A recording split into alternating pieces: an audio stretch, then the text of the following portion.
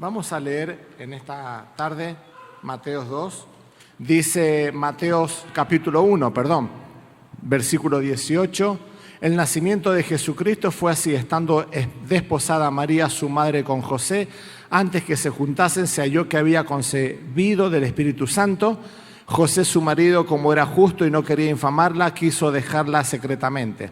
Y pensando él en esto, he aquí un ángel del Señor le apareció en sueños y le dijo: José, hijo de David, no temas recibir a María tu mujer, porque lo que en ella es engendrado del Espíritu Santo es.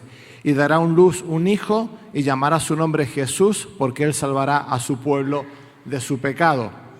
Todo esto aconteció para que se cumpliese lo dicho por el Señor por medio del profeta, cuando dijo: he aquí una virgen concebirá y dará a luz un hijo y llamará su nombre Emmanuel, que traducido es Dios con nosotros. Cuando me tocó el tema, automáticamente el Señor estuvo trabajando en mi corazón. Inmediatamente me llevó a la profecía de Isaías, ¿sí? Cuando en Isaías capítulo 7 y capítulo 9 nos habla de este anuncio, de esta profecía. Pero más allá del mensaje en sí, quería saber y le pedí al Señor que me guiara por qué en esa época se dio ese mensaje. Entendemos que la Biblia es la palabra de Dios y toda la Biblia está centrada en Jesús. Desde que el mismo Dios sacrificó animales para vestir a Adán y a Eva en su pecado y vestirlos, ya no estaba hablando del sacrificio de Cristo. Toda la Biblia nos habla de Cristo.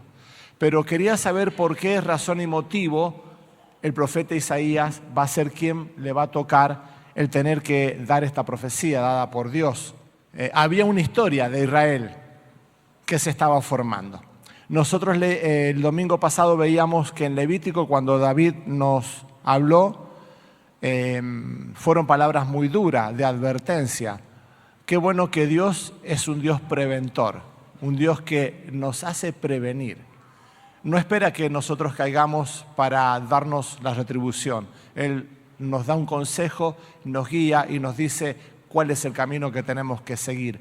Pero cuando veíamos el domingo pasado en Levíticos, capítulo 26, solamente voy a leer los títulos. Hay un camino de bendición y un camino de maldición, si obedecían o no. Pero ¿saben una cosa? Que hay una historia de Israel que vamos a ver muy rápidamente, muy rápido. Ya hay una historia en cada uno de los que estamos acá. Pero primero vamos a ver lo bueno y lo que el Señor Jesús ha hecho por nosotros en la cruz, cuando Él sacrificó su vida. Dice 2 Corintios 5:17, de modo que si alguno está en Cristo, nueva criatura es. Las cosas viejas pasaron y aquí son todas hechas nuevas. Decía que cada uno de los que estamos acá tiene una historia. Sea la historia que usted tenga, amigo o hermanos y amigos que nos visita, el Señor Jesús la conoce. Pero dice que las cosas viejas pasaron y aquí son todas hechas nuevas.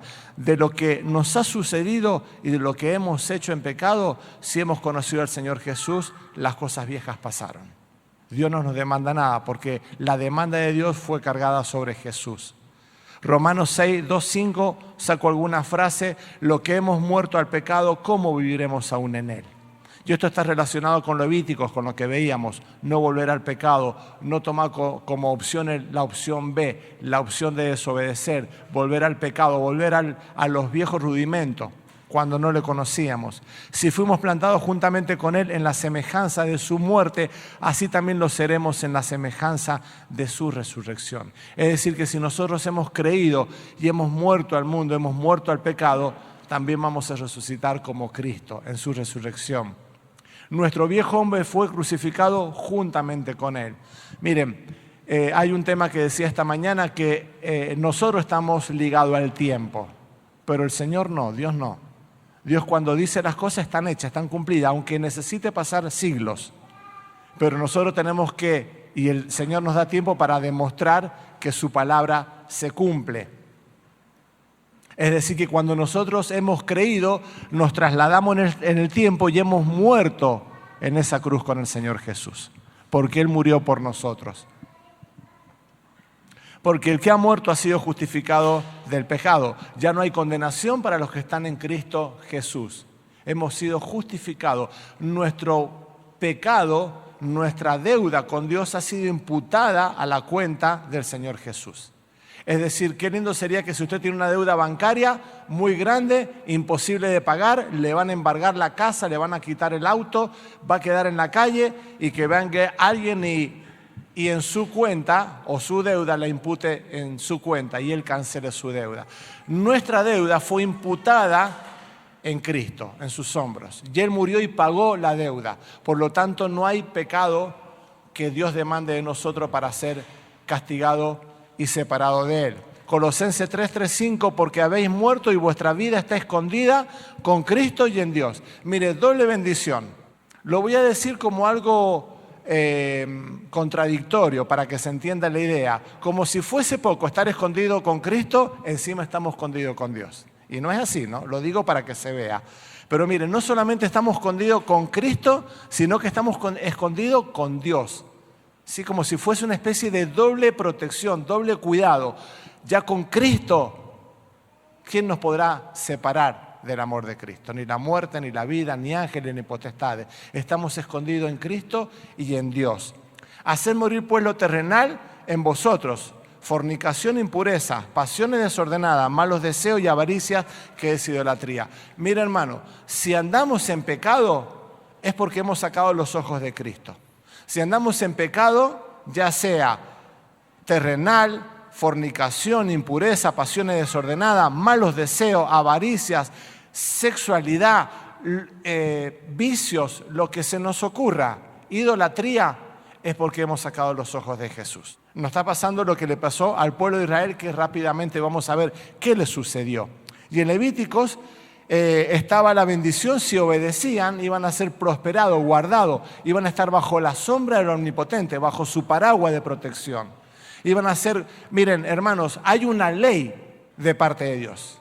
Hay promesas de parte de Dios que cuando usted anda en santidad, en obediencia, va a ser bendecido. Y cuando hablamos de ser bendecido, no pensemos que vamos a ser llenos de dinero, porque a veces parece que automáticamente el hilo de conexión, bendición, prosperidad, dinero. Y no es así. Cuando nosotros obedecemos, vamos a ser bendecidos, aunque pasemos momentos difíciles.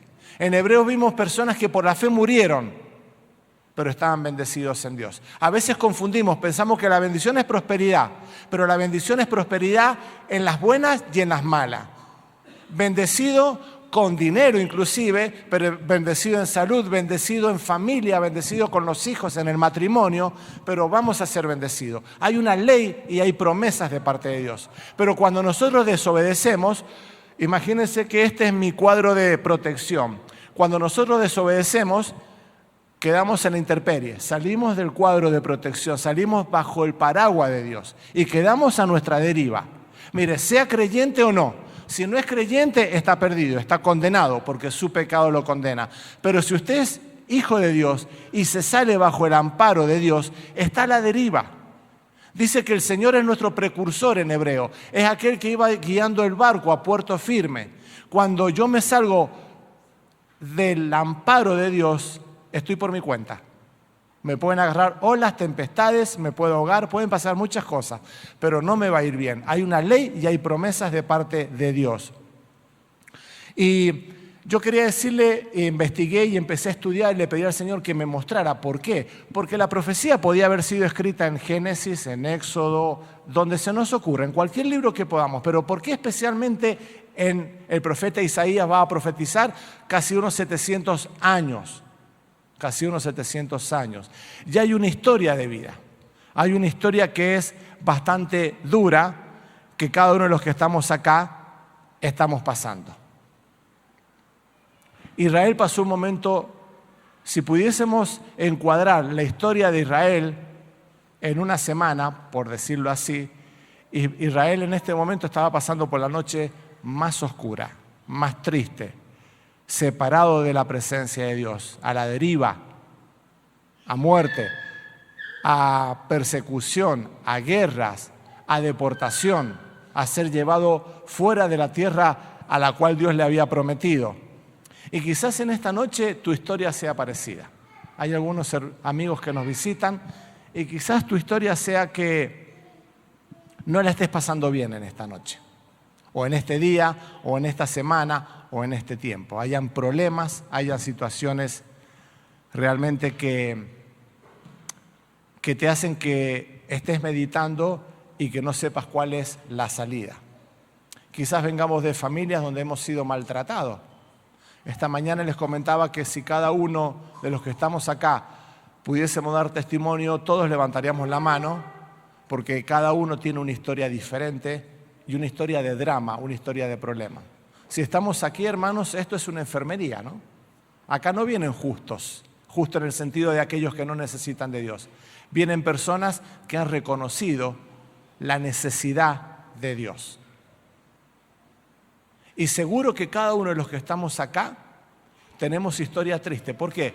No porque seamos videntes, no pregonamos eso. No es porque veamos el futuro o el pasado, sino porque hemos pasado nosotros por esa situación. Porque estar fuera de Cristo, fuera de su amor, fuera de su amparo, de su misericordia, de su perdón, la vida es un caos, es un desastre. Y quizás hoy estás pasando por tu vida, está a la deriva. Capaz que tenés sometimiento verbal en tu familia. Miren, hay agresión no solamente física, sino también verbal. Hay sometimiento, humillación, personas que son postradas, porque hay palabras que destruyen, hay palabras que rompen, hay palabras que lastiman y no edifican y marcan a las personas. Hoy nosotros estamos siendo marcados por nuestra niñez y por nuestra infancia y nuestra adolescencia, nuestra juventud, aún por nuestro matrimonio, porque nuestra vida se va formando de acuerdo a cómo la vamos viviendo. Pero el Señor, si hemos estado en eso, quiere romper con esas cadenas, con esas ataduras. Hoy quizás hay descontrol en tu vida, quizás tu matrimonio no es el ideal.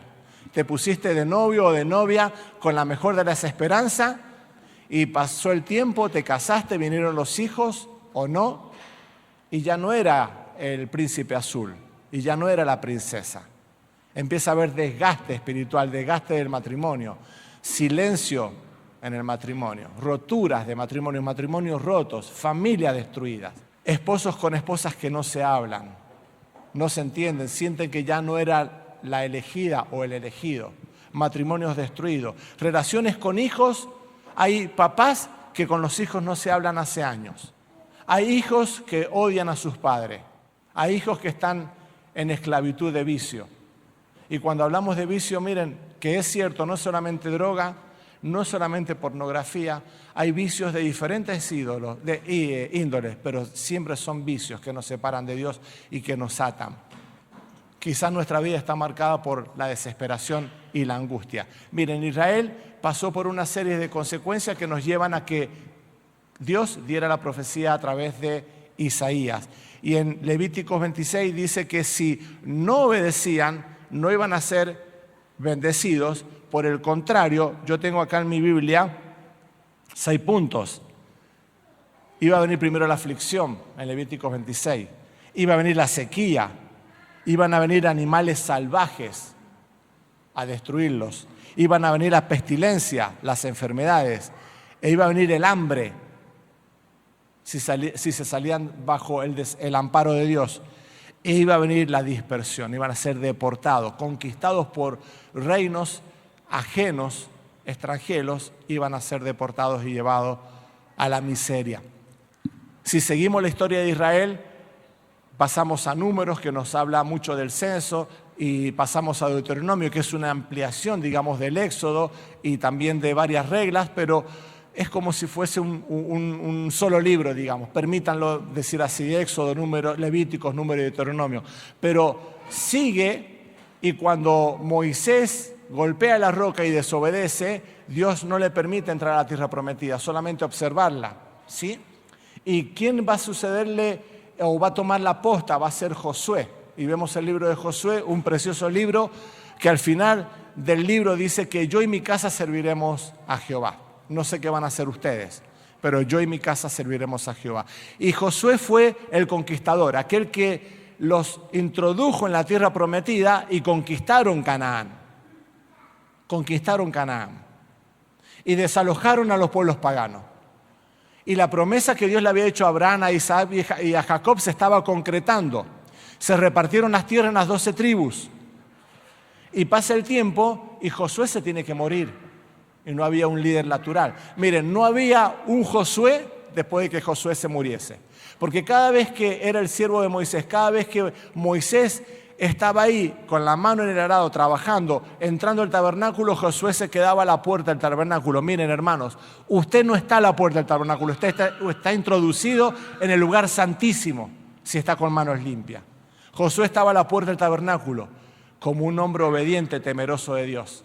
Y Dios lo utilizó. Pero cuando Josué muere, no había un Josué a la puerta del tabernáculo. ¿Me entienden lo que digo, no? No había otra persona. Y sigue la historia y dice que a la muerte de Josué, dice, y toda aquella generación que fue introducida a la tierra prometida, muere Josué, y esa generación, y dice esto, en el libro de los Jueces 3, y toda aquella generación también fue reunida a sus padres, y se levantó después de ello otra generación que no conocía a Jehová, otra generación, que no conoció lo que Dios hizo. Porque venían en decadencia. Miren, esto se empezaba a descontrolar. Cuando usted está fuera del amor de Dios y de las reglas de Dios y de lo que Dios le manda, su vida se empieza a descontrolar. Mi vida se va a descontrolar. Y acá se empieza a descontrolar porque hubo una generación que no conocía a Jehová. ¿Qué pasó? ¿Qué pasó de las maravillas de Egipto, de los milagros que Dios hizo en el desierto, del Sinaí? ¿Qué pasó? Empezaron a permitir que Dios no se hablase en sus casas, que en sus casas no se leyese la palabra, que en sus casas no se conociese de Dios. Y se levantó después de ello otra generación que no conocía a Jehová ni la obra que él había hecho por Israel. Después los hijos de Israel hicieron lo malo ante los ojos de Jehová y sirvieron a los Baales. ¿Qué hicieron? Camino B, opción B, desobedecer. Y solitos se fueron metiendo en problemas. Dejaron a Jehová, el Dios de sus padres que les había sacado de la tierra de Egipto, y se fueron tras otros dioses, los dioses de los pueblos que estaban en sus alrededores, a los cuales adoraron y provocaron a ira a Jehová. Y dejaron a Jehová y adoraron a Baal y a Astarot. Y termina tristemente el libro de Jueces, capítulo 21, versículo 25, el último versículo. En estos días no había rey en Israel, cada uno hacía lo que bien le parecía. Y miren, hoy quizás en su vida cada uno o en su familia cada uno hace lo que bien le parece. O capaz que su estilo de vida, ¿sí?, su mística de vida es vivir la vida plena, hacer lo que bien le parece, sin responsabilidades, sin temor a Jehová, sin temor a Dios, sin obedecer, sin seguir sus caminos. Miren, quizás este lugar para usted sea peligroso. Quizás si ha conocido al Señor, y no está caminando bajo sus preceptos. Porque capaz que usted viene, se siente cómodo, lindo, canta, alaba, adora, y se va con la conciencia y sigue haciendo su vida de pecado. Ojo, porque es un peligro. Estar no significa ser. Mire, ser hijo, vamos a ver enseguida lo que pasó con el rey de acá. Ser hijo de una familia de creyente no te garantiza que vas a entrar al cielo. Esto es una relación personal, vos con Dios, no tu papá o tu mamá o tu hermano, tu tía o tu abuelo con Dios, es tuya. Dios tiene hijos, alguien dijo una vez, no tiene nietos. Dios se dirige y habla con vos personalmente. Acá no media ninguno de los otros, ningún pariente. Hay caminos que al hombre parecen derechos, pero su fin es camino de muerte, dice Proverbio. Pero ¿saben a qué es lo que les llevó esto? A dejar a Dios, que empezaron a copiar a las naciones ajenas. Veían cómo los cananeos o los amonitas, creo que eran, ¿sí?, o los heveos o los tantos tenían reyes. ¿Cómo puede ser que todos tengan rey y nosotros no tenemos rey? ¿Cómo es posible? Queremos rey, queremos rey, decían a Samuel en esa época. 1 Samuel 8:5, y dijo Jehová, Samuel cuando escucha esto, la voz del pueblo que querían ni pedían rey, se entristeció y se molestó. Y fue a Dios, y dice Jehová a Samuel, oye la voz del pueblo en todo lo que te digan, porque no te han desechado a ti, sino a mí me han desechado, para que no reines sobre ellos. Y cuando vos estás en pecado, estás desechando a Dios. Cuando vos le das la vista o la mirada al pecado, le estás dando la espalda a Dios. Y si vos no tenés a Dios hoy que nos visitás, no estás en los caminos rectos. Estás condenado a muerte porque tu pecado te condena. Porque Dios es un Dios santo y por eso dio a Jesús en la cruz para que muera por vos y para que vos lo aceptes como regalo de Dios. Quieren rey, van a tener rey, pero no les va a ir bien. Y le da a Saúl, y Saúl reinó 40 años, David 40 años y Salomón 40 años. Y en la época de Saúl fue desechado, el Espíritu Santo le fue quitado. Pero después vino David, que fue una época que Israel tuvo prosperidad. Miren, no siempre fue un desastre, hubieron reyes que trajeron prosperidad a Israel. Pero a la larga, si nosotros pudiésemos hacer una escala, un gráfico, vemos que venían en decadencia. Y termina David su reinado y viene Salomón, y Salomón pide sabiduría y Dios se la da y era el hombre más sabio del mundo. Pero esta mañana dije una idea y no la terminé y ahora me estaba acordando. Pero Salomón, llegado a los fines de su, digamos, vida adulta, no sé si vejez, se empezó a poner picaflor. Se empezó a hacer el bonito. ¿Será que los hombres cuando nos ponemos mayores a veces nos creemos que seguimos siendo jóvenes? Es un problema de los hombres, ¿sí? Miren, hay algo que todos los días o siempre le pido a Dios que si Él no viene antes, en mi vejez, me haga seguir íntegro y honesto delante de Él. A veces los hombres se ponen picaflores y se creen bonitos. Eso fue lo que hizo Salomón. Empezó a juntarse con reinas, concubinas, llegó a tener 1.700 reinas y princesas y doncellas o concubinas 300. Y dicen que de pueblos ajenos y que cada una llevó a que Salomón le levantara altares y que adoraran a otros dioses. ¿Y eso qué hizo? Hizo que el corazón de Salomón se apartara. Y Dios, por esa razón, porque la promesa que Él le da al pueblo de Israel en Levíticos, se la da a Saúl, si me seguís, o si me desobedeces, se la da a David, se la da a Salomón, y se la da siempre, y te la da a vos. Siempre Dios te pone dos caminos, o obedeces o desobedeces. Y vas a tener mi amparo y mi protección, o vas a estar por la tuya, por tu cuenta. Y Salomón se inclinó su corazón y se apartó de Dios. Y Dios le prometió que iba a dividir el reino, pero no en sus días por amor a su padre David, sino después en su muerte. Y muere Salomón también, y acá empiezan la desestabilización total. Podríamos decir los piquetes, ¿sí? La grieta, podríamos decir. Famosa frase que en estos tiempos hemos visto.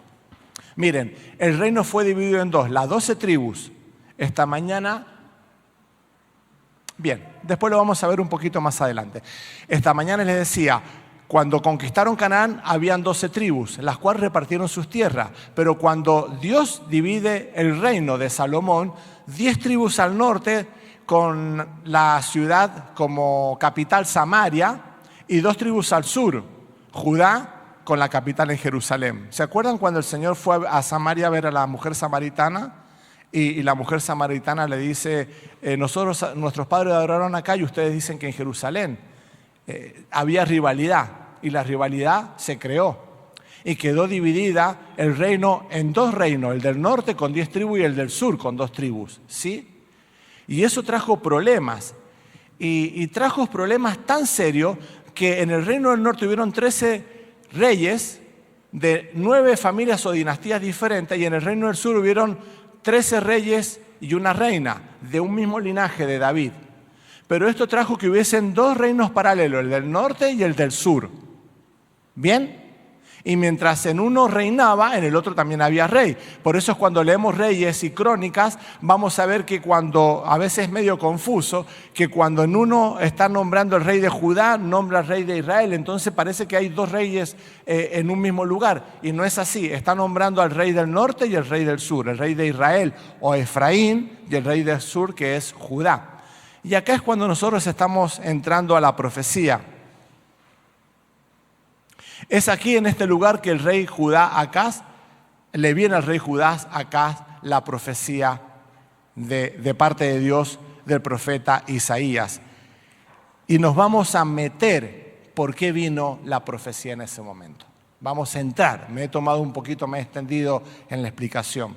Isaías 7 dice: aconteció en los días de Acaz, síganme por favor, hijos de Jotán, hijos de Usías, rey de Judá. Es decir, que Acaz era rey de Judá. ¿De qué reino era? Del sur, rey de Judá. ¿Correcto? ¿Me siguen hasta ahí? Era hijo de Jotán, que había sido rey, hijo de Usías. Usías fue el rey que cuando murió vino la visión a Isaías en Isaías capítulo 6, del templo y la gloria de Dios. Y había sido, ya sea su abuelo y su papá, dos personas que habían hecho lo bueno y lo recto delante de Dios. Pero él no tomó ejemplo.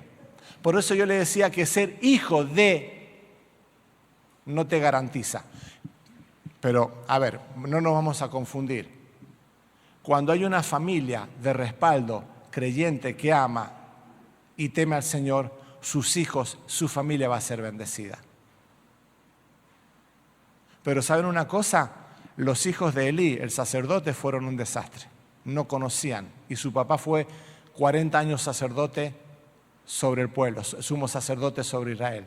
No hablaba, ni no contagiaba y no mostraba el amor de Dios. Por supuesto que es bueno que en tu familia esté el Señor. Y obviamente que los hijos van a tomar ejemplo de sus papás y van a obedecer y Dios le va a bendecir. Si no, sería contradictorio lo que estoy diciendo. Pero quiero decir que no creas que porque tu papá son, vos sos. No, es una relación personal con Dios. Es un encuentro personal de cada uno con Dios. Y seguimos con Isaías 7. Aconteció en los días de Acaz, hijo de Jotán, hijo de Usías, rey de Judá. Escuchen, que Resín, rey de Siria, otro reino del noreste casi, ¿sí?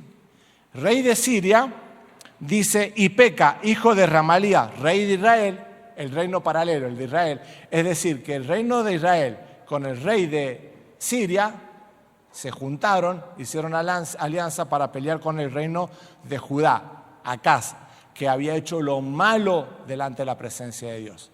Y empezamos a desenredar este manojo de problemas, porque lo vemos acá como un nene bueno, pero empezamos a ver este enredo que hay y cómo se empieza a desmenuzar y empezamos a entender. Dice, y Peca, hijo de Ramalías, rey de Israel, subieron contra Jerusalén para combatirla, pero no pudieron tomarla. Y vino la nueva a la casa de David, al rey Acaz, diciendo, Siria se ha confederado con Efraín y se le estremeció el corazón y el corazón de su pueblo como se estremecen los árboles del monte a causa del viento. Pero viene palabra de Dios y le dice, mira, no te preocupes Acaz, porque yo no voy a permitir esto, no voy a permitir esto.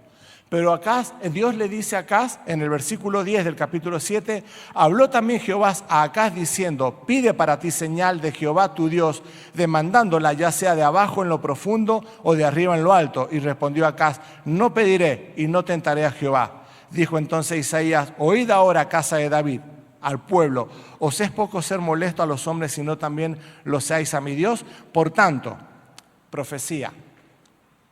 El Señor mismo dará señal. He aquí una virgen concebirá y dará a luz un hijo y llamará su nombre Emmanuel. Pero vamos a ampliar un poquito la historia de Acaz, el rey que estaba en cuestión. Segunda Crónicas 28. De 20 años era Acaz cuando comenzó a reinar y 16 años reinó en Jerusalén. ¿Quién tiene 20 años acá? O 21 años, 22. Vos imagínense, había una reina. Imagínense reinando en Judá, ¿sí? Con su edad. De 20 años era Acaz cuando comenzó a reinar y 16 años reinó en Jerusalén, mas no hizo lo recto ante los ojos de Jehová como David su padre. Antes anduvo en los caminos de los reyes de Israel, el rey del norte. Y además hizo imágenes fundidas a los Baales. Quemó también incienso en los valles de los hijos de Himón e hizo pasar a sus hijos por fuego, conforme a las abominaciones de las naciones que Jehová había arrojado de la presencia de los hijos de Israel. Miren, ¿qué es lo que había sucedido? Acaz hizo lo que en el libro de Levíticos habíamos leído en el capítulo 18. Levíticos 18 va a decir lo siguiente, cuando están todas las leyes sobre el sexo, ¿se acuerdan de las relaciones de todas las personas?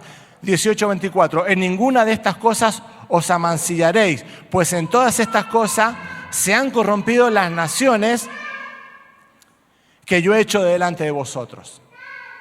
¿Qué es lo que había hecho Acaz? Se había corrompido en pecado. A tal punto que habían sacrificado su hijo al dios Moloc. Lo habían quemado en fuego. Había llevado a Israel a que practicaran el entregar a sus hijos quemándolos. Cuenta la historia que dice que cada vez que se sacrificaban en el fuego los hijos, se tocaban tambores para que no se escuchara el llanto de los niños. Eso hizo Acaz. Levantó lugares altos, hizo caer a Judá, hizo lo mismo que hicieron los reyes de Israel.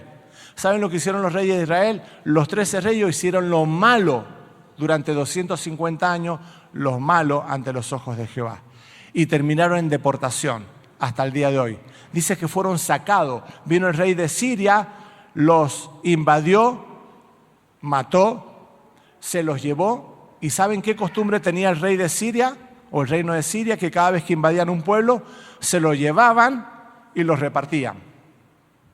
Y de esa forma perdían identidad y no podían potenciarse o juntarse para una rebelión. Fueron desechados, fueron destruidos, fueron desamparados, fueron llevados al exilio hasta el día de hoy, las 10 tribus, por desobediencia de Salomón. Y dice que más tarde, Judá, 130 años después de que Israel fue llevado al exilio, Judá también fue llevado al exilio. Hay profecías sobre ello, por desobedecer y también terminar no haciendo lo recto delante de los ojos de Dios. Y en medio de esta noche oscura, de este dolor, de esta angustia, de esta idolatría, de haber desechado a Dios, de haberlo dejado, de haber adorado a imágenes, a otros ídolos, de haberse olvidado de Dios, de lo que había hecho desde Egipto hasta el momento, porque se habían dado en pecado total a tal punto que se habían peleado entre ellos, viene una luz de parte de Dios a Acaz.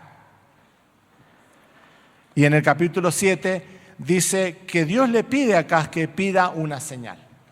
Y Acaz vemos una falsa humildad. Y respondió Acaz, no pediré y no tentaré a Jehová. ¿Saben por qué? Porque Acaz había hecho alianza con el rey de Asiria, Segunda Reyes, capítulo 17. Después lo pueden leer. Y dice que los tesoros de plata y de oro del templo se lo había dado como un presente para que el rey de Asiria viniese a guardarlo y a protegerlo de Israel y de Siria. Al rey de Asiria para protegerlo de Siria y de Israel. Y esto no fue agradable a los ojos de Dios. Y por lo tanto Judá también es deportado. Y en medio de ello, Dios en su amor y su misericordia, porque es Dios el que viene y nos busca. Miren, cuando Adán y Eva pecaron, fue Dios que lo buscó. A Israel se apartaba y es Dios quien lo buscaba. Dios le daba la espalda, tenía su retribución, se arrepentía y era Dios que mandaba profeta para buscarlo, porque los profetas eran palabra de Dios para el pueblo. Y hoy es Dios quien te está llamando, es Dios que tiene la iniciativa de buscarte. No es porque vos viniste acá a calle Sargento Cabral, aunque sí has venido, has tomado la iniciativa, pero es Dios el que te busca, es Dios el que te trae y es Dios el que te habla al corazón y quiere que tu corazón se convierta de tus viejos caminos y le puedas encontrar a Él. Y sigue la profecía ampliada, capítulo 9, mas no habrá siempre oscuridad para los que están en angustia, tal como la aflicción que le vino en el tiempo que livianamente tocaron la primera vez en la tierra de Zebulón y a la tierra de Neftalí, pues el fin llenará de gloria el camino del mar de aquel lado del Jordán en Galilea de los gentiles. Y vamos a leer Mateo 4. Mateo capítulo 4 dice lo siguiente: después de que el Señor vino de ser tentado 40 días en el desierto por Satanás, dice, cuando Jesús oyó que Juan estaba preso, volvió a Galilea. Y dejando a Nazaret, vino y habitó en Capernaum, ciudad marítima en la región de Zabulón y de Neftalí, para que se cumpliese lo dicho por el profeta Isaías, que acabamos de leer, cuando dijo: tierra de Zabulón y tierra de Neftalí, camino del mar, al otro lado del Jordán, Galilea de los gentiles. El pueblo asentado en tinieblas vio gran luz, y a los asentados en región de sombras de muerte, luz les resplandeció. Desde entonces comenzó Jesús a predicar y a decir: arrepentíos, porque el reino de los cielos se ha acercado. ¿Saben lo que sucedió? Miren, a ver si está. No sé si podés poner la otra diapositiva. Ahí está. Esa.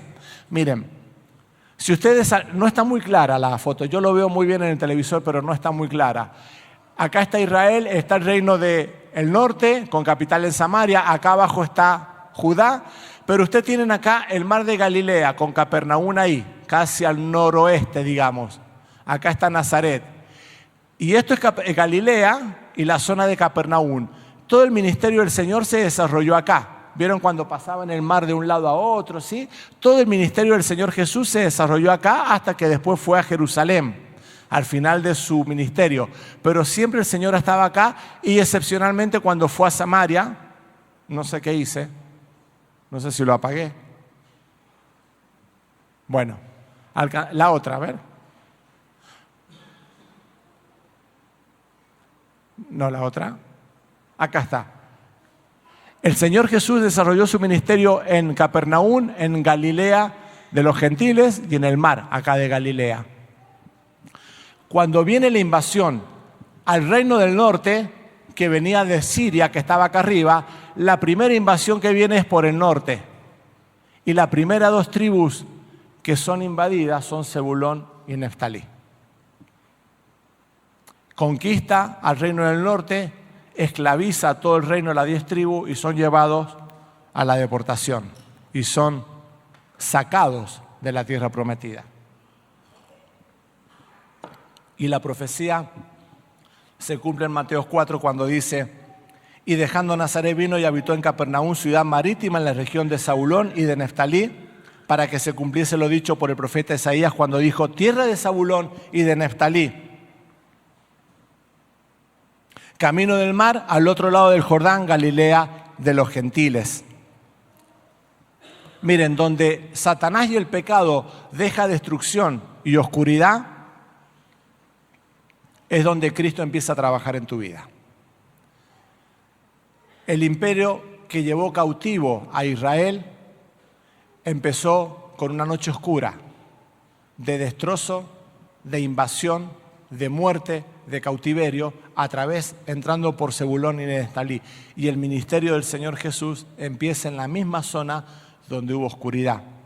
Dice Isaías 9: mas no habrá siempre oscuridad para los que están ahora en angustia, tal como la aflicción que le vino en el tiempo que livianamente tocaron la primera vez en la tierra de Zabulón y la tierra de Neftalí, pues al fin llenará de gloria el camino del mar de aquel lado del Jordán, de Galilea de los gentiles. Donde Satanás y el enemigo había destruido, es donde el Señor Jesús empieza a hacer la obra. Y donde Satanás ha destruido y el pecado ha destruido en tu vida, Dios con los desechos, permítame la frase, de lo que hace el pecado en tu vida, porque el pecado hace desecho en tu vida, te destroza. Miren, Satanás no se queda a gusto o le basta que vos no le des importancia a Dios o que ignores a Dios. Miren, en lo posible Satanás, si es posible, quiere que te llenes de vicio. Que tu vida sea una vida esclavizada en vicios. Podemos decir droga, podemos decir pornografía, sexuales, alcohol, cigarrillo, tu familia, que son cosas lícitas. El trabajo, tu vicio puede ser el trabajo. Hasta con cosas lícitas te engaña Satanás. Pero él quiere que tu vida sea destrozada. Sos un enemigo de Satanás. Él te odia. No es esa caricatura con el tridente rojo sonriente. Miren, cuando Dios hace todo lo posible para que creas que Él existe, Satanás hace todo lo imposible para que vos creas que no existe. Y si es posible, no solamente que te cautiva, sino que aún quiere que te suicides, que te quites la vida, porque Él necesita destruirte. Él necesita romperte, como dicen los jóvenes. No quiere solamente que esté apartado de Dios, quiere destruir tu vida. No solamente tu vida particular, sino tu familia. Miren, no quiere que seas indiferente con tu esposa, sino en lo posible que la odies a tu esposa o a tu esposo, que te lleves mal, que haya problema, que tu casa no sea una casa de paz, sea una casa de perdición, de odio, de gritos, donde los hijos no encuentren sustento y lo vayan a buscar en las drogas o en los vicios o en todas las cosas que el mundo le da, porque su hogar no es un hogar de amor, ni de paz, ni de tranquilidad. Y si es posible, si hay femicidio, hoy palabra tan de moda, que haya femicidio. ¿O por qué se creen que hay femicidios? ¿Porque es una moda? No, el femicidio siempre estuvo, siempre. Porque es lo que quiere Satanás. Mire, quiere destruir los hogares. Quiere romper la relación tuya con tus hijos. Quiere romper la relación de los hijos con los padres. Quieren que haya división. Quieren que haya escombro, muerte. Dice Juan 10:10, el ladrón no viene sino para hurtar, matar y destruir. No creas que viene en una caricatura para que vos estés sonriente diciendo no existe. Existe. Viene para hurtar, matar y destruir. Y en la tierra de Zebulón y de Neftalí vino para matar, robar y destruir. Y fueron llevados cautivo el pueblo. Y en medio de esa cautividad, que tardaron 130 años después del reino del sur también ser llevado cautivo, viene la promesa de Dios.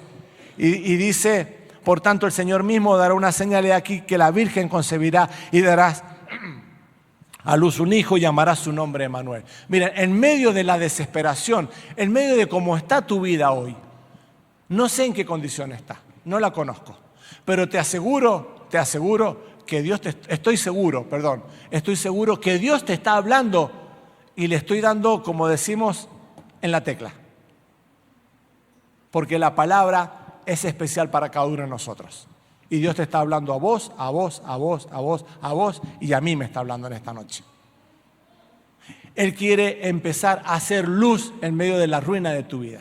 Quiere empezar a hacer luz en medio de la desesperación o donde está sumergida tu vida. Y en Isaías 9 vemos tres cosas preciosas. Vemos, dice el versículo 2, el pueblo que andaba en tiniebla vio gran luz. Mire, hoy Dios quiere que vos que andás en tinieblas vea gran luz, la luz de Jesús. Eso es lo que quiere hoy Dios, que tu vida sea iluminada con la luz de Cristo. Miren, no quiere que te hagas cristiano evangélico. No se trata de que llenes una ficha acá en la iglesia, ¿no? Digamos, y que renuncies a donde ibas. No se trata de religión, se trata de relación. Se trata de vos a solas en tu corazón con Dios. El pueblo que andaba en tinieblas vio gran luz. Los que moraban en tierra de sombras de muerte, luz les resplandeció sobre ellos. Y la oscuridad no sería como en el pasado, en los tiempos de Zebulón. Miren, Dios te quiere sacar, o Cristo te quiere sacar de tu Zebulón y de tu Neftalí. De tu oscuridad y de tu miseria, de tu esclavitud, de tu deportación. Te quiere sacar de ahí.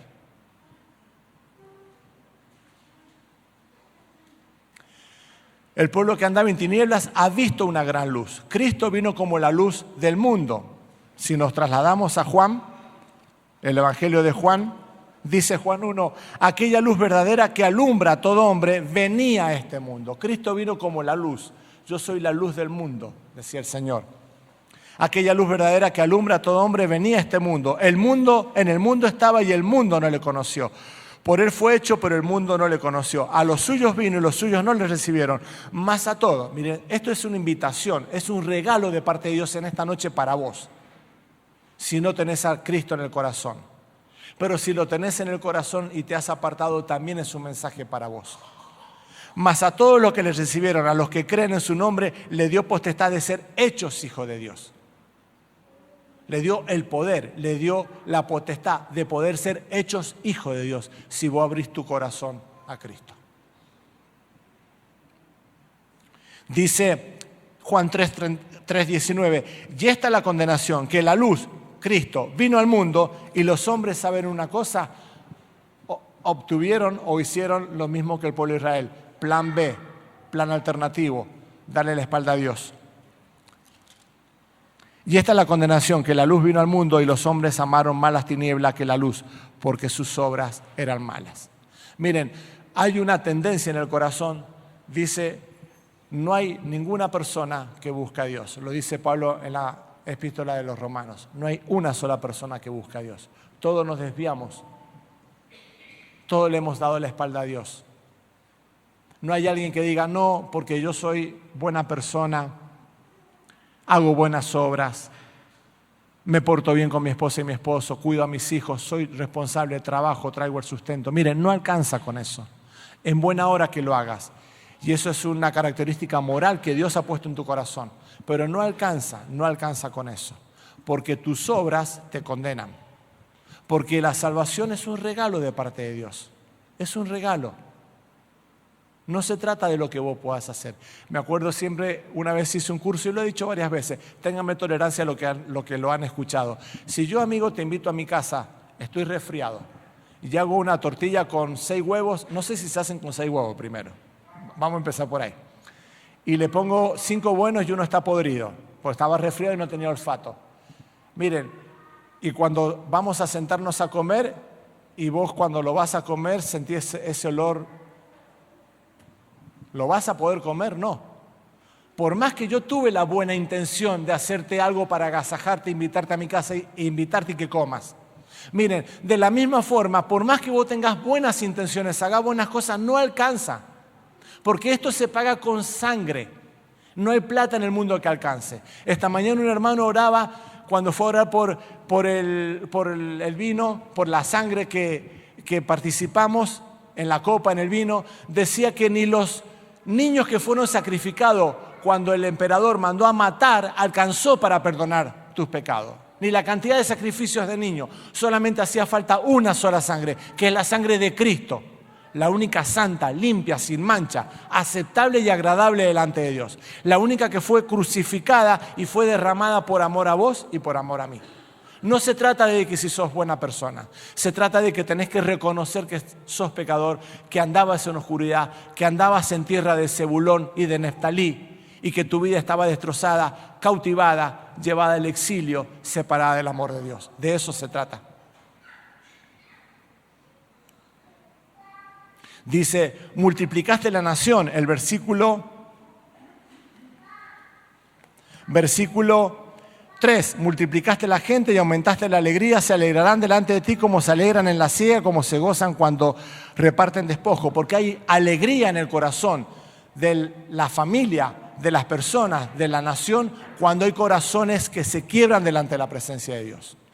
Son pasados de muerte, de oscuridad a luz. Y voy rápidamente porque se me acaba el tiempo. Dicen, los lleva a una libertad gloriosa, porque tú quebraste su pesado yugo, versículos 4 y 5, porque tú quebraste su pesado yugo y la vara de su hombro y el cetro de su opresor como en el día de Madián, porque todo calzado que lleva el guerrero en el tumulto de la batalla y todo manto revolcado en sangre serán quemados. Miren, Dios, el Señor Jesús, ha quitado el yugo. Miren, ¿cuál era el yugo del pueblo de Israel? El imperio de Asiria, que lo tenían subyugado. Lo llevaban cautivo, esclavizado. Lo mismo que pasó en Egipto. Eran esclavos durante 400 años. Le tenían el pie en la cabeza. Eso es lo que hace Satanás. Y eso es a donde te lleva el pecado. Que tu yugo hace que no te puedas levantar. ¿Saben lo que es el yugo? Cuando está el ganado, se le hacen justamente un yugo. Es una madera que se pone en la cabeza del animal y es con lo que va tirando el animal para llevar y trabajar en el arado, ¿sí? Dice que mi yugo es fácil, dice el Señor. Fácil y ligera mi carga. Porque el yugo, el peso en tu cabeza del pecado es para condenación y muerte. El yugo del Señor es liviana y ligera su carga, porque Él cargó tu pecado. Mira, no tenés que arriar nada. No tenés que hacer nada, ningún mérito, ningún esfuerzo. No tenés que hacer nada porque la salvación se trata de un regalo. No se trata de lo que vos sos o lo que vos puedas hacer. Mi yugo es fácil y ligera mi carga. Dice, Hebreos 2:14. Así que por cuanto los hijos participaron de carne y sangre, Él también participó de lo mismo para destruir por medio de la muerte a lo que vos estaba condenado, al que tenía el imperio de la muerte, esto es, al diablo. Y quiero ir terminando con la profecía. ¿Quién solo podía hacer esto sino el enviado, el profeta, el niño que se había prometido? Capítulo 9 de Isaías, versículo 6, porque un niño nos ha nacido. Yo mientras estábamos cantando me daba vuelta y veía a Jorge con su niño. Precioso. Pensar que el Señor vino como una criatura. Como una criatura que está ahí al lado. Se hizo niño. Miren, vemos en su niñez, en su nacimiento, su humillación. Porque Él, siendo Rey de gloria, se despojó de todo. Dejando su reino, se hizo pobre para que vos fueses rico en Jesús. Dice que fue humillado hasta lo sumo. Cuando Él se hizo humano, se hizo carne, se humilló por amor a vos y por amor a mí.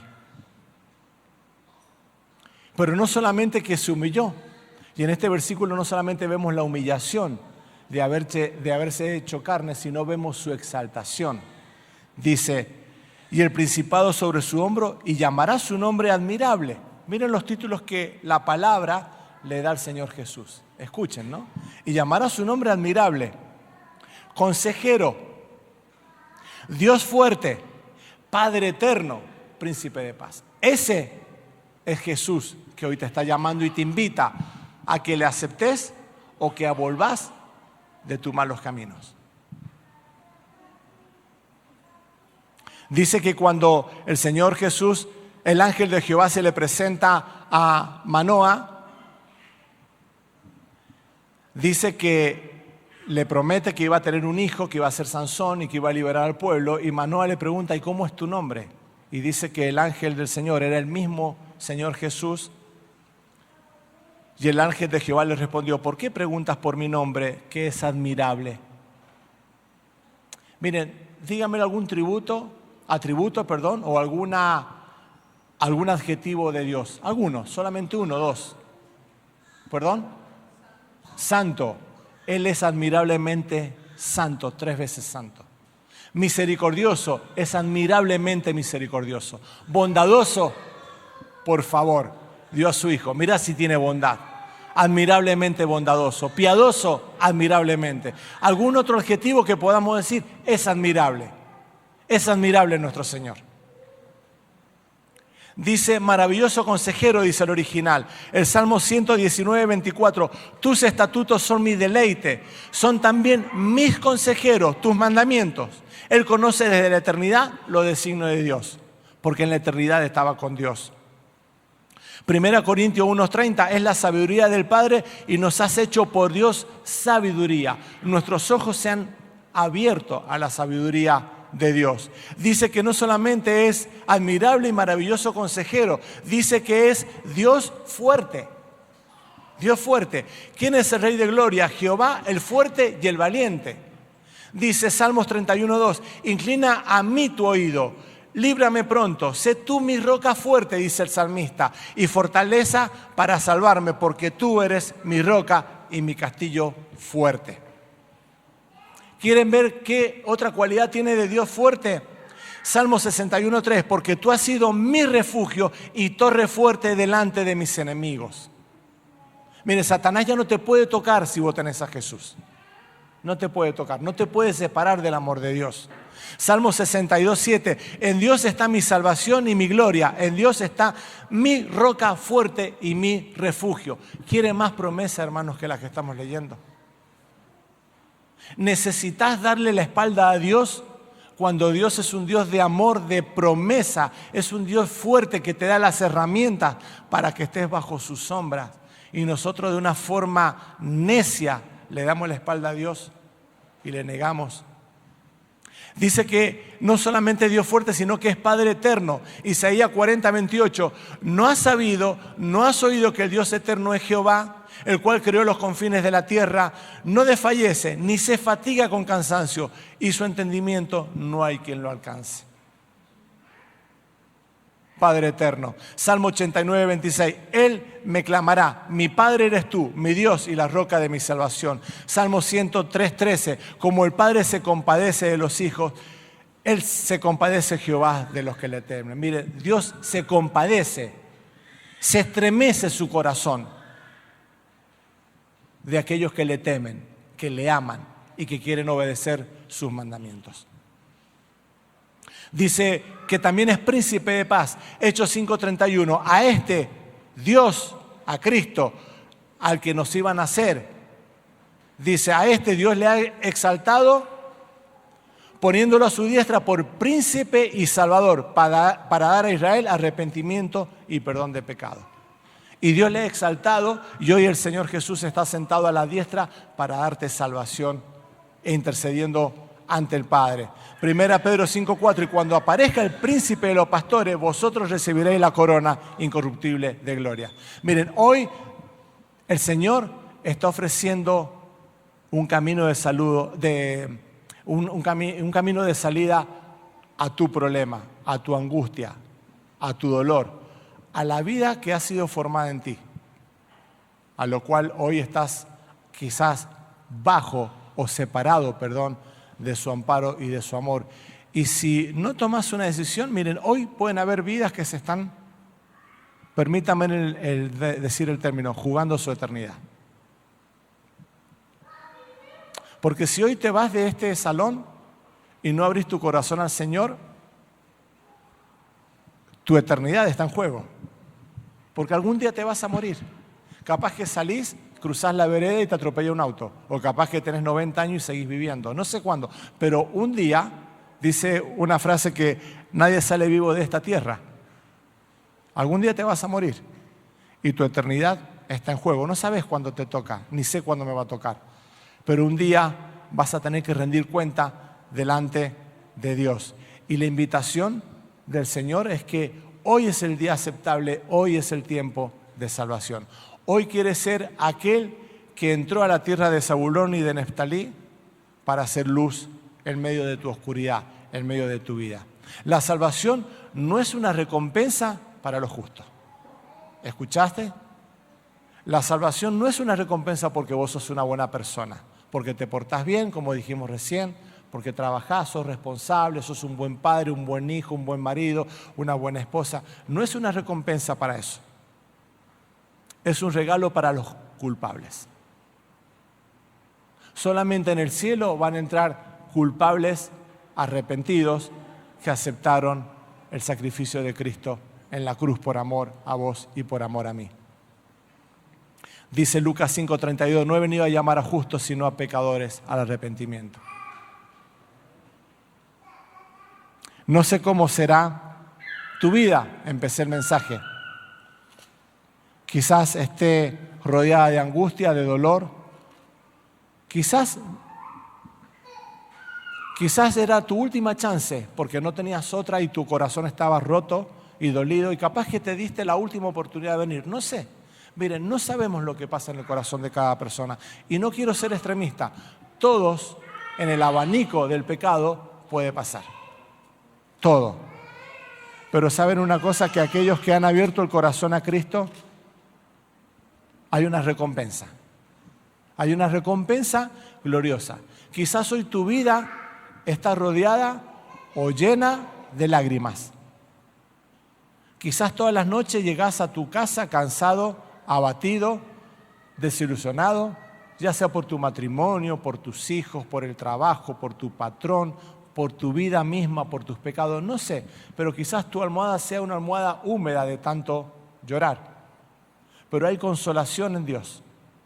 Para aquellos que le aceptan a Cristo, va a haber una eternidad en la presencia de Él. Dice Apocalipsis 21, vi un cielo nuevo y una tierra nueva. Porque el primer cielo y la primera tierra pasaron. Esta es la visión que está viendo Juan el apóstol. Y el mar ya no existía más. Y yo, Juan, vi la santa ciudad, la nueva Jerusalén, descender del cielo de Dios, dispuesta como una esposa, ataviada para su marido. Y oí una gran voz del cielo que decía: he aquí el tabernáculo de Dios con los hombres, y Él morará con ellos, y ellos serán su pueblo, y Dios mismo estará con ellos como su Dios. Enjugará Dios toda lágrima de los ojos de ellos, y ya no habrá muerte, ni habrá más llanto, ni clamor, ni dolor, porque las primeras cosas pasaron. Y el que estaba sentado en el trono dijo: he aquí yo hago nueva todas las cosas. Y me dijo: escribe, porque estas palabras son fieles y verdaderas. Y me dijo: hecho está, yo soy el alfa y la omega, el principio y el fin. Al que tuviere sed, yo le daré gratuitamente de la fuente del agua de vida. El que venciere heredará todas las cosas, y yo seré su Dios, y él será mi hijo. Pero escuchen una sola advertencia en todo el capítulo 21 de Apocalipsis. Hay un listado de personas que no van a heredar el reino de Dios. Y quiero enfocarme en la primera solamente. Lo voy a leer el versículo, pero me voy a enfocar en la primera. Pero los cobardes e incrédulos, los abominables, homicidas, fornicarios, hechiceros, los idólatras y todos los mentirosos tendrán su parte en el lago que arde con fuego y azufre, que es la muerte segunda. Terrible. Hay un futuro de consolación en Dios. Pero ¿saben quién está primero en la lista? Los cobardes. Y cuando hablo de cobarde no es un insulto que le quiero decir, amigos, si nos visita. Quiero decir que si usted es cobarde, no aceptando a Jesús la invitación, no sé si es por orden de lista, quizás sea el primero que entra al lago de fuego. No sé. Pero sí estoy seguro que la palabra dice que los cobardes no heredarán el reino. Y seguimos con palabras de consolación. Vino entonces a mí uno de los 7 ángeles que tenían las 7 copas llenas de las 7 plagas postreras, y habló conmigo diciendo: ven acá, yo te mostraré la desposada, la esposa del Cordero, la esposa de Cristo. Y me llevó en el espíritu a un monte grande y alto, y me mostró la gran ciudad santa de Jerusalén, que descendía del cielo de Dios, teniendo la gloria de Dios, y su fulgor era semejante al de una piedra preciosísima, como piedra de jaspe, diáfana como el cristal. Tenía un muro grande y alto como 12 puertas, y en la puerta 12 ángeles y nombres inscriptos, que son los nombres de las 12 tribus de los hijos de Israel. Al oriente 3 puertas, al norte 3 puertas, al sur 3 puertas, al occidente 3 puertas. Y el muro de la ciudad tenía 12 cimientos, y sobre ello los 12 nombres de los 12 apóstoles del Cordero. El que hablaba conmigo tenía una caña de medir de oro para medir la ciudad, sus puertas y su muro. La ciudad se hallaba establecida en cuadro, y su longitud es igual a su anchura. Y él midió la ciudad con la caña 12.000 estadios. Más o menos son 2.000 kilómetros, más o menos 12.000 estadios. La longitud, la altura y la anchura de ellos eran iguales, y midió su muro 144 codos de medida de hombre, la cual es de ángel. El material de su muro. Miren, yo quisiera que nos trasladásemos, hermanos, porque esto es maravilloso. Que pensásemos un poquito la gloria que Dios tiene y quiere compartirla con usted y conmigo. Escuche. Una vez vino un hermano, antes de terminar la porción, dice que estaba en España, y un joyero lo llevó a su negocio, y dice que apagó todas las luces donde tenía piedras preciosas, y en un trapo, no sé cómo decir, un paño, perdón, gracias, en un paño, dice que puso todas las piedras que dicen acá, y que las alumbraba, y que él movía el paño y las luces que reflejaban. Dice que quedó impactado. El material de su muro era de jaspe, pero la ciudad era de oro puro, semejante al vidrio limpio, y los cimientos del muro de la ciudad estaba adornado con toda piedra preciosa. El primer cimiento era jaspe, el segundo zafiro, el tercero ágata, el cuarto esmeralda, el quinto ónice, el sexto cornalina, el séptimo crisólito, el octavo berilo, el noveno topacio, el décimo crisópraso, el undécimo jacinto, el duodécimo amatista. Las 12 puertas eran 12 perlas, cada una de las puertas era una perla y la calle de la ciudad era de oro puro, transparente como el vidrio. ¿Usted se está trasladando? ¿Se está imaginando? ¿Se está imaginando cuando el Señor Jesús dice, voy pues a preparar lugar para vosotros? Porque en la casa de mi Padre muchas moradas hay. Muchas. Son estas las moradas. Y si dice que si va a ir, va a volver a buscarnos. Hermano, no se quede, amigo, no se quede acá. No rechace la invitación de Jesús. No rechace su salvación. No rechace su sangre. Porque usted puede llegar acá y se va. Y su vida puede seguir en la miseria, pero su vida puede cambiar. Y no vi en ella templo, porque el Señor Dios Todopoderoso es el templo de ella. Y el Cordero. Y la ciudad no tiene necesidad de sol, ni de luna, ni que brillen en ella, porque la gloria de Dios la ilumina y el Cordero es su lumbrera. Y las naciones que hubieran sido salvas andarán a la luz de ella, y los reyes de la tierra traerán su gloria y honor a ella. Sus puertas nunca serán cerradas de día, pues allí no habrá noche, y llevarán la gloria y la honra de las naciones a ella. No entrará en ella ninguna cosa inmunda o que hace abominación y mentira, sino solamente lo que están inscritos en el libro de la vida del Cordero. ¿Sabe lo que quiere hacer Jesús en esta noche? Él está con una virome. Está con una virome. Y está en el libro de la vida. Y está esperando que vos le digas que sí. Para anotar tu nombre. ¿Escuchaste? Está esperando que le digas sí. Para anotar tu nombre en el libro de la vida. Y termino con un pasaje de Isaías, con la visión de 9:6. Dice el 7, lo dilatado de su imperio y la paz no tendrán límite sobre el trono de David y sobre su reino, disponiéndolo y confirmándolo en juicio y en justicia desde ahora y para siempre. El celo de Dios de los ejércitos hará esto. Sellado y firmado por Dios. ¿Tiene duda? Está sellado y firmado por Dios. Él está buscando en esta noche, amigo, que usted le diga sí a Cristo. Que no rechace su ofrecimiento, no rechace su regalo. Él está dispuesto y está esperando con una virome poder escribir su nombre en el libro de la vida. Y hermanos, aquellos que hemos conocido y tenemos al Señor y quizás nos hemos apartado, les hemos dado la espalda, y estamos volviendo a los viejos rudimentos. Él nos invita a que volvamos a Él. Que entendamos que los pasos de pecado que damos son pasos de locura. Después de conocer el amor y la misericordia de Dios, solamente un necio puede darle la espalda a Dios y dejarle. Miren, en mi historia de que conocí al Señor, a los 16 años, pasaron mucha gente por acá y muchos amigos, de los cuales hoy están separados y se han ido lejos de Dios, le dieron la espalda a Dios. Miren, no sea uno de esos, porque no se la da a la iglesia, se la da a Jesús. Y si vos le decís no a Jesús, eso es grave.